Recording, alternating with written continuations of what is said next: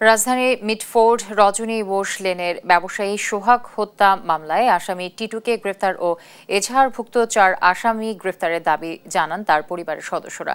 শুক্রবার জাতীয় প্রেস ক্লাবের সামনে মিটফোর্ডে ব্যবসায়ী সোহাগ হত্যা মামলা নিয়ে এক সংবাদ সম্মেলনে এ দাবি জানায় নিহত সোহাগের পরিবার। তাদের অভিযোগ, সোহাগ হত্যার 13 দিন পার হলেও আসামি টিটুকে এখনও গ্রেফতার করেনি পুলিশ। এছাড়া এজাহার থেকে বাদ দেয়া 4 আসামিকে অন্তর্ভুক্ত করা দাবিও জানান তারা। আসামি টিটুকে গ্রেফতার না করায় সোহাগের পরিবারের সবাই নিরাপত্তাহীনতায় ভুগছে বলেও জানায় পরিবারের সদস্যরা।